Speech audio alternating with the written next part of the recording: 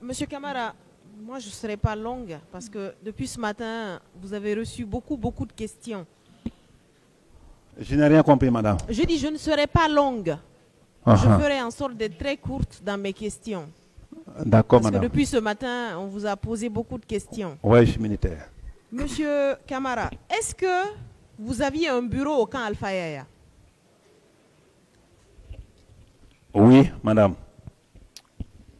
Je vous dis parce que j'ai bien envie de replacer le contexte des événements du 28 septembre, qui sont un contexte où des personnes ont été séquestrées quelques jours après, les jours qui ont suivi, au niveau du camp.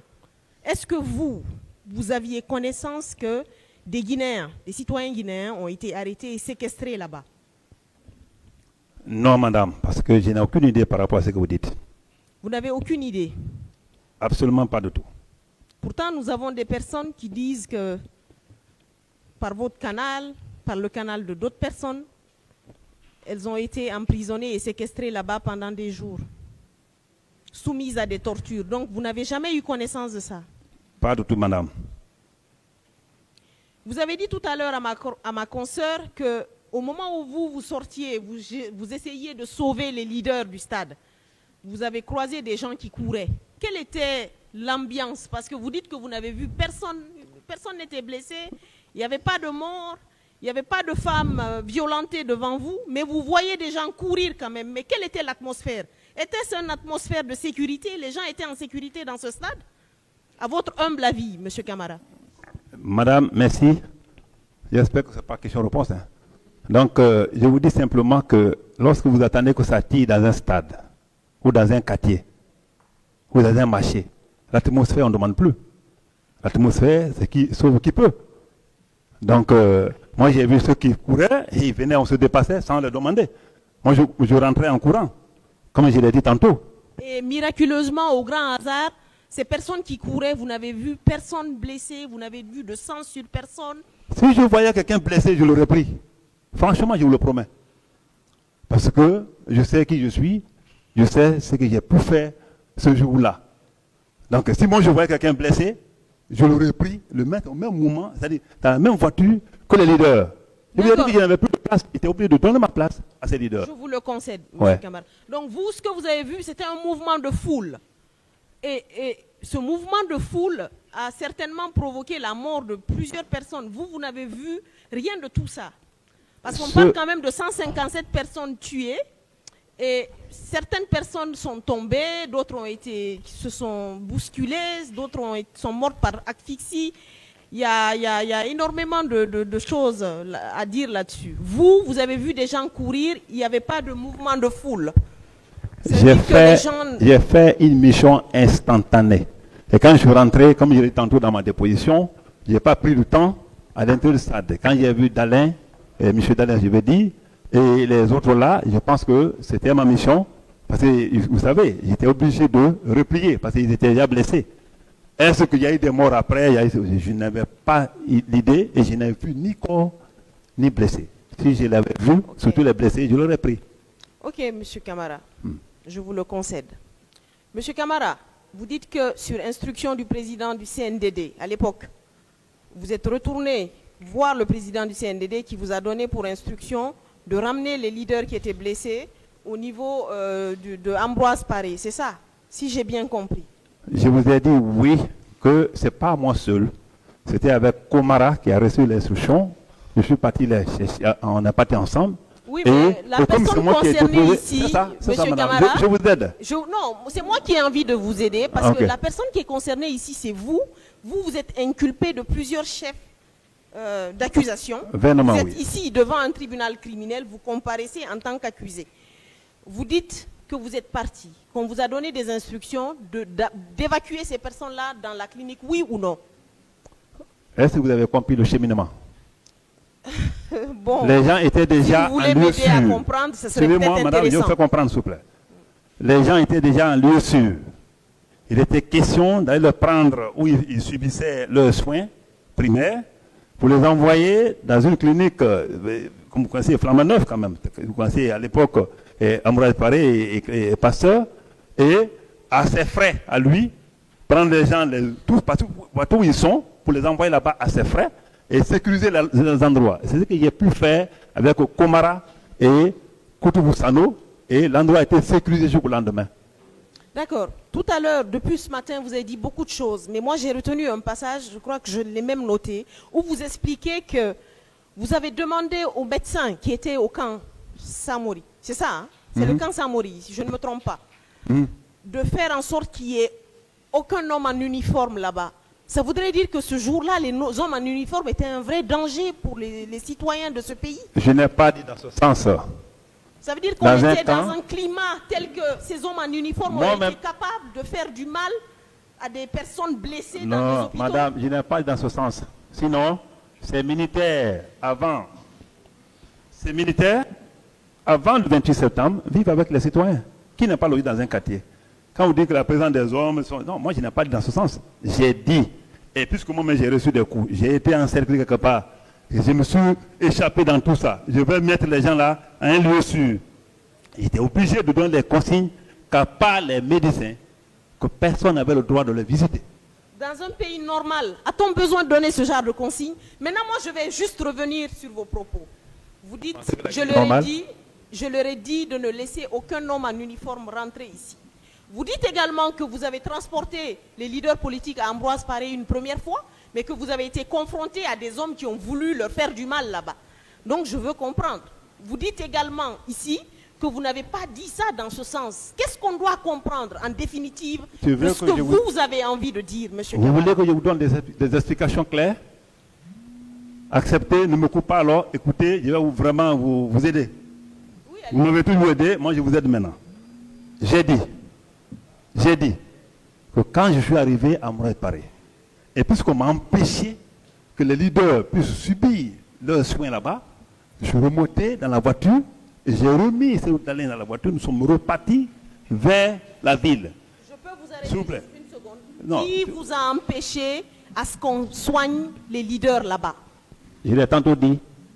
J'ai bien dit que c'est les hommes de Toumba et Toumba lui-même. Toumba lui-même était à Ambroise Paré. Il vous a empêché? Je pense que ce n'est pas la première fois que les gens entendent. Les leaders l'ont dit toujours. Et je le répète ici. D'accord. Donc, vous estimez que si vous n'étiez pas là, ces hommes auraient fait du mal aux leaders politiques? C'est ça? Je ne savais pas son intention, mais du fait que de tenter de nous empêcher de le traiter, ça sous-entend beaucoup de choses. Donc pour moi, il fallait les enlever là parce que je ne pouvais pas résister. Hein. Je ne pouvais pas résister. J'étais obligé d'obéir et prendre la voiture, continuer avec eux et au camp Samori, hein, où ils ont été placés à un lieu sûr pour les soins. Monsieur Kamara, j'ai quand même un problème de raisonnement. Je vais revenir là-dessus. Ça va être ma dernière question, ma toute dernière question. C'est, vous dites que sur instruction du président du CNDD, vous avez ramené les gens dans un hôpital où ils seraient mieux traités. Mais vous dites également que vous êtes allé au stade sans instruction du président du CNDD, c'est ça? Non, vous confondez tout. Non, pas du tout, monsieur. Vous êtes un homme en uniforme. Madame, et les hommes en uniforme, en général ne fonctionnent que sur les instructions. Laissez-moi vous éclairer la partie. Certainement, vous ne l'avez pas compris. Je vous éclaire la partie. J'ai bien dit que je n'ai reçu aucun ordre. Et ce jour, je n'étais pas sorti pour une mission quelconque. Je quittais mon bureau, mais c'est la dernière question que vous avez posée. Laissez-moi vous éclaircir la partie d'abord. Je quittais mon bureau, je partais en ville, à mon domicile à Dixie d'ici.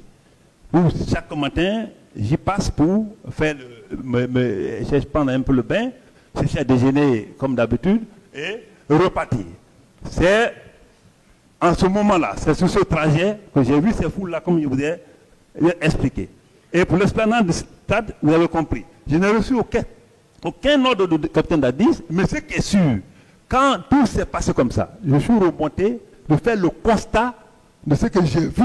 Et j'ai vu d'autres personnes là-bas. Et le constat là, comme tout le monde était là, j'ai dit, expliquer à tout le monde, il était là, j'ai dit, mais écoutez, les leaders, il était déjà informé que j'avais certainement pris les gens, il a dit que les leaders ont été, tel, j'ai cité les gens, ont été mis à ma voiture, je les ai envoyés à un lieu sûr, au camp Samori. Ils ont des instructions là-bas, je les ai dit, la session est difficile, aucun militaire n'a le droit de leur fréquenter. Parce que jusqu'à preuve du contraire, à partir du moment où ils étaient dans ma voiture, à partir du moment où j'ai cheminé avec eux pour les mettre là-bas, ils étaient sous ma responsabilité. Donc, pratiquement, c'est à ce niveau-là qu'il a dit au Premier ministre Komara, au ministre des Affaires religieuses, d'aller vers ces leaders avec moi pour leur dire qu'ils demandent à ce que ces gens-là aillent, qu'on les accompagne à la clinique Pasteur à ses frais, aux frais du président. Et cette première mission a commencé. Je suis parti avec le Premier ministre Komara, le ministre et le secrétaire général de la Ligue de Koutoubou Sano. Les gens ont été vraiment pris à ce niveau. Ils ont été amenés à la clinique Pasteur. Et c'est voyez. Et le Komara a été clair. Il a dit que c'est aux frais du président. Et j'étais chargé de sécuriser l'endroit jusqu'au matin. C'est ce qui a été fait. Donc, si je comprends bien, vous aviez besoin des instructions du président pour faire soigner les gens, mais vous n'aviez pas besoin de ces instructions pour aller au stade. Je vous remercie. Est-ce qu'avant d'aller au stade, on était ensemble? Okay, ah bon, j'ai cru que c'est une question encore. Ah, autant pour moi, madame. Merci, monsieur le président, de m'avoir donné la parole.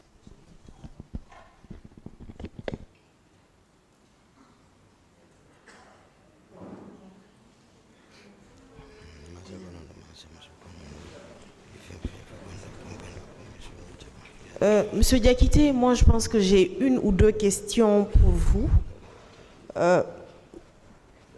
Vous nous avez expliqué le contexte des événements, de l'avènement du CNDD. Le contexte dans lequel les événements malheureux du 28 septembre sont intervenus. D'après vous, quels étaient les concepteurs de la théorie Dadis ou la mort? Dadis ou la mort, il y a Dadis d'abord lui-même. Parce qu'il a dit devant le peuple à Bolbiné. Après tout ça, là, il revient et dit non, juste c'était pour effrayer les leaders comme on le fatiguait trop. Donc, mais c'est lui d'abord le premier. Les Teboro. Oui, le colonel Tegoro, les colonels Théodore, les colonels Makambo, capitaine Gono Sangare, capitaine Marcel Guilavogui, et tant d'autres, c'est-à-dire tout, et c'est Dadis ou la mort, et Moussa Keta. Le capitaine Moussa Keta, commandant à l'époque, je crois, secrétaire général du gouvernement.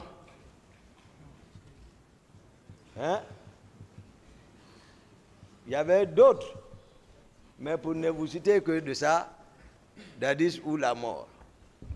Ok, M. Diakité, avec le temps, le recul, beaucoup de choses sont arrivées. Oui. Les événements du stade, oui. Ensuite le 3 décembre, ensuite l'escalade de violence à laquelle vous et certains membres de votre famille ont été confrontés. Oui. Vous pensez que cette théorie de Dadis ou la mort est vraiment une théorie qui a été conceptualisée et qui a conduit au drame du 28 septembre? Oui, à mon avis. Et vous pensez que le recrutement de Kaléa est lié à cette théorie de Dadis ou la mort? Oui, parce que Napoléon nous enseigne pour commander, il faut commander avec tes hommes. Mais ça, c'est des opinions. Voilà, il fallait s'adapter aux réalités actuelles. Ça, c'était dans le passé. Maintenant, et c'est pour cela qu'il faut recruter ta communauté. Quand tu es avec ta communauté, tu affectais les autres à l'intérieur pour occuper. C'était ça. Ok, merci. Donc, effectivement, c'est ça.